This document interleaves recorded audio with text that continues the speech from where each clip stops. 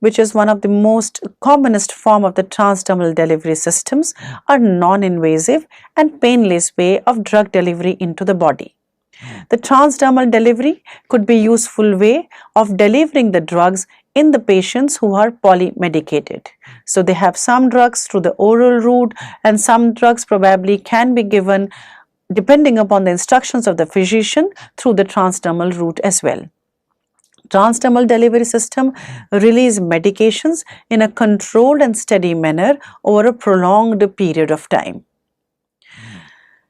The commonest form of the drug delivery in transdermal route are the transdermal patches, which could be cost effective. The transdermal patches are productive, especially when the course of treatment is long term, and such in cases of hormone replacement, chronic pain, treatment and smoking cessation therapy, etc. There could be an easy termination of drug therapy at any point of time, simply by removing the transdermal patch, especially when the toxicity is observed. This becomes an important attracting for the patient who uses them. A large surface area could be provided by using a transdermal patch as delivery tool in order to improve its bioavailability. The designing of a transdermal drug delivery system is having a multifaceted approach. So depending on our need, we can have a shape and a size as per the requirement of that particular drug. The topical patches additionally offer an advantage with fewer side effects compared to the oral medication or supplements. Of course, it has got a flip side. The limitations of the transdermal delivery should also be understood. The transdermal patches cannot be used as means of delivering ionic drugs because of the possible irritation and allergic reactions. So, the limitation is that if a drug is causing a possible irritation and allergic reactions, so it is not a good candidate for transdermal delivery. The transdermal patch system cannot achieve high blood plasma concentrations. So if there is a requirement that the drug has to be in a very large concentration, it becomes absolutely difficult to deliver such an amount through the transdermal patch. So that precisely becomes a limitation. The system cannot be used to deliver drugs of large molecular size. So we have another limitation, that it is suited for drugs which are precisely having a small amount of molecular weight. If it crosses that size, then precisely the system has got its own limitation. Pulsatile drug delivery fashion cannot be accommodated or achieved by using the transdermal patches. I'll just try to emphasize here that if I want a drug to be delivered in a pulsatile manner, then transdermal patch is not the choice of the delivery system.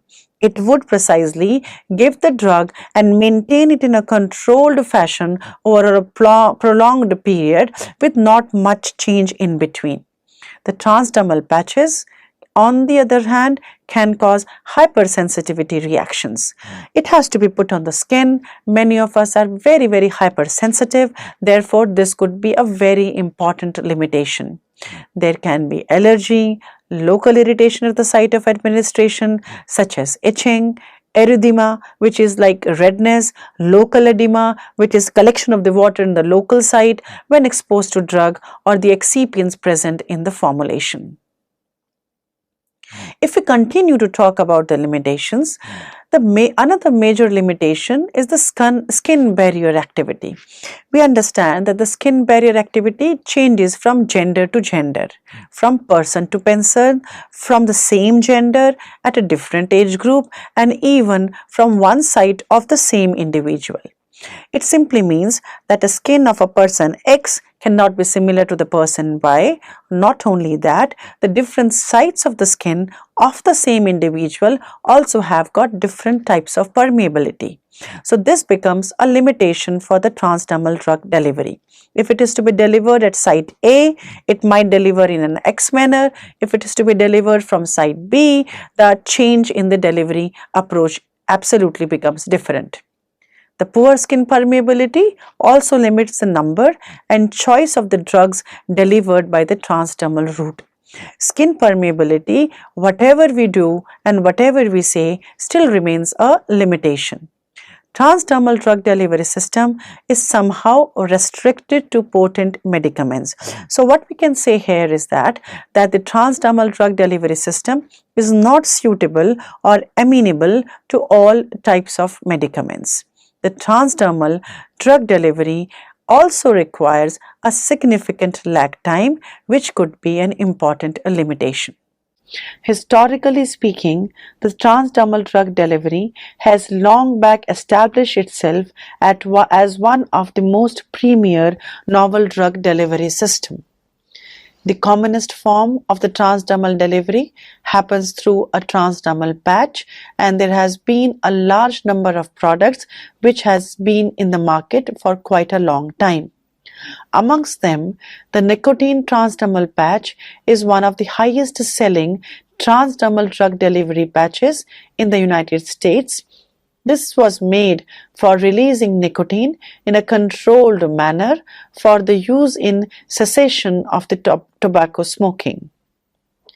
Then, another product which consists of an opioid medication like fentanyl comes by the name of Duragesic. Then you have another drug named by buprenorphine, which comes by the name of Butrans, are used to provide relief for severe pain around the clock.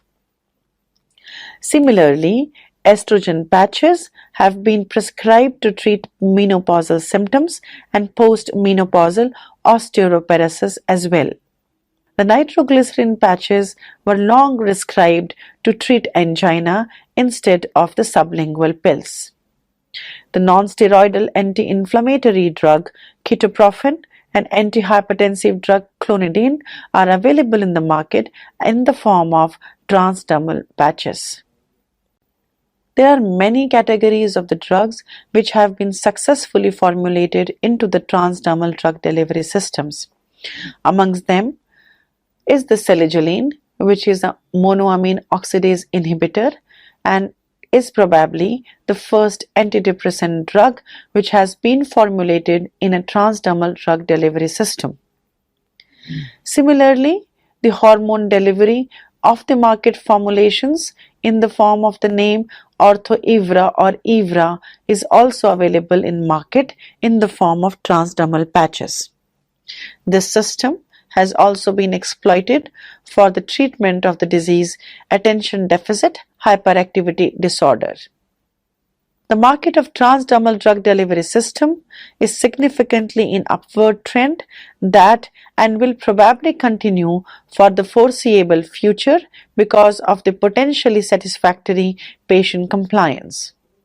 There is a continued increase in number of transdermal drug delivery products which will continue to deliver real therapeutic benefit to patients all over the world.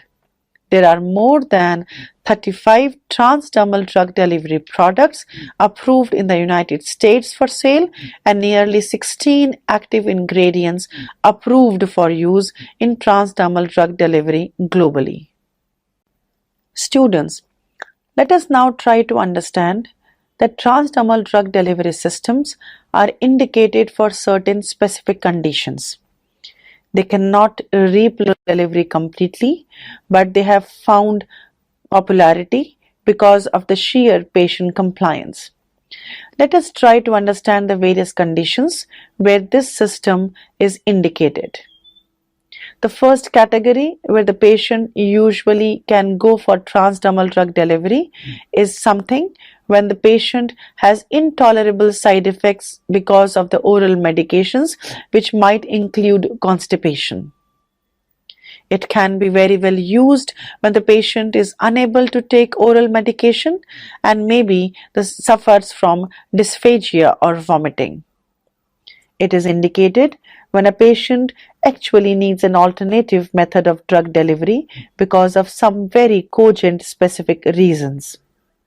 It is very nicely used for pain control, which is usually improved because of its reliable administration through this mode. The system might be useful in patients with cognitive impairment or those who for other reasons are not able to self-medicate with their analgesia. It is used when a patient is having chronic illness and requires chronic therapies for a long duration. For those patients, transdermal could be the best approach to deliver sustained and controlled release of formulations. It can also be very successfully used in combination with other enhancement strategies to produce synergistic effects. Usually, this is absolutely expected to be used when the route of administration is invasive, like intramuscular or intravenous injection, and this can very well replace these invasive routes of administration. It is used when the medication for treatment has got a very low oral bioavailability and good skin penetration properties. The drugs, even if made into the oral formulations, do not serve its purpose of being a good pharmacodynamic agent. Therefore, because of its enhanced or appreciable skin penetration properties, such drugs are preferably formulated into a transdermal drug delivery system. We must appreciate that it is not that transdermal patches or transdermal drug delivery systems are used for all the conditions. There are certain situations where these systems should not be used. What are these conditions? The first condition is when there is an acute pain. Because of its inherent lag phase of drug delivery, it would not be suitable if a condition is of an acute pain. It should not be appreciated when short treatment course is needed, therefore is more suitable for chronic therapy. Of course, it is not a reliable method when the treatment requires rapid dose titrations. It should not be used when the requirement of dose is less than equal to 30 milligrams in 24 hours. It is also not indicated when the drug for the treatment has got good oral bioavailability. The table in front of you sums up the various categories of the drugs and the indication of diseases for which the successful use of the transdermal drug delivery system has been made. You can see that the drugs like simple anti-inflammatory, diclofenac diethylamine, has been formulated into a transdermal drug delivery system, and also the system has been found very useful for diseases like Parkinson's, major depressive disease, motion sickness, etc. My dear students, let us now summarize what we have learned from this module. The first and the foremost thing which we have understood is that what is transdermal drug delivery. We have spent enough time on finding out the various nuances and aspects of the skin anatomy and its biochemistry. Of course, we did not deal about biochemistry in detail, but we could find out and understand the anatomical format of the human skin. We particularly also emphasized upon the barrier properties of the skin. The skin, probably where the first transdermal system is attached, is the first primary barrier. So we also try to understand that despite this barrier, what are the mechanisms of the transdermal drug delivery through the skin? These were thoroughly discussed. The various factors which affect the transdermal drug bioavailability were also discussed. There are a gamut of factors which probably have to be considered while going in for a transdermal formulation. The physicochemical properties of the drug would be there, the physiological properties of the skin are to be taken care of, and also the formulation aspects are to be considered thoroughly. We also suggested the ideal properties of the drug which would make a very suitable candidate for the transdermal drug delivery. Later on, towards the end, we studied in detail the important advantages and limitations of the transdermal delivery. We were able to thoroughly appreciate the successful commercial application of the transdermal drug delivery. We could understand that there are a variety of diseases for which this system is being found suitable. To finally conclude, we can say that a transdermal drug delivery is an important and integral part of novel drug delivery system. Rather, I would say that this is one of the most established component of the NDDS, and it is described as a self-contained discrete dosage form which, when applied to the intact skin, will deliver the drug while it goes through the skin into the systemic circulation at a very controlled rate. This type of drug delivery is highly required and appreciated in a variety of diseases. So this system can become very helpful in treatment of diseases which require chronic therapy. Thank you.